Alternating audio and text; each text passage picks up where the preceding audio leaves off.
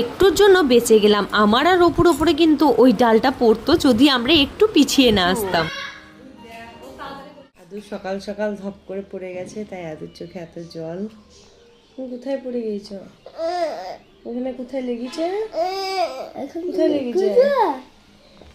তা আদু সকালবেলাতেও পড়ে গেছিল আর সিঁড়িতে ধপাস করে পড়ে গেছে। আর এই যে আদুর দাদা। ছেড়ে দাও ছেড়ে দাও, তুমি মামার কাছে বসো, আমি কাজ চাইনি। বসবা? যাও মামাকে ঠিচকে ওষুধ দাও তো। এখন আর কোল থেকে নামবে না, আজকে যেহেতু পূর্ণিমা পুজো, আমরা কাজটা সারবো। আদু এখন কাঁদছে।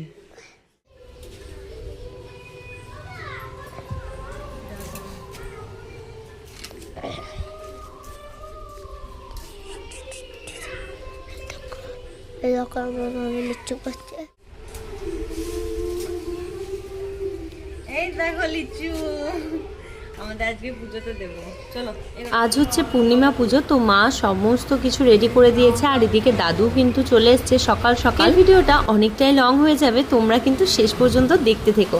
আসলে কি বলতো, ভিডিওটাতে আমি কাটবো কোথায় সেটাই ভাবছি। এই কচি কাচাদের নিয়েই কিন্তু আজকে আমার ব্লগে হচ্ছে পূর্ণিমা, সেই জন্য সকাল সকালই রান্নাটা করছি। আর সকালে করব হচ্ছে লুচি আর হচ্ছে ছোলার ডাল।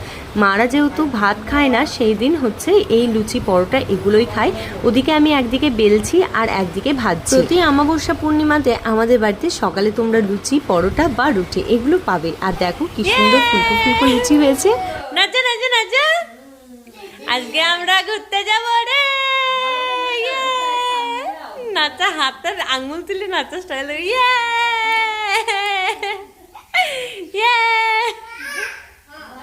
দেখ সবাই দেখ ওর নাচ।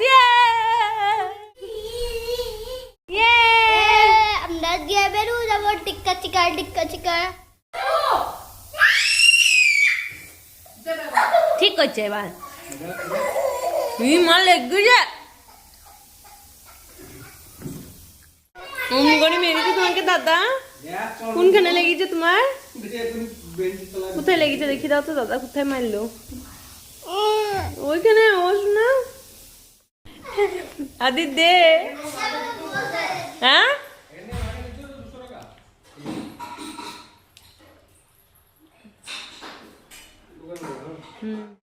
মার আদি দে দুঃখ চায়।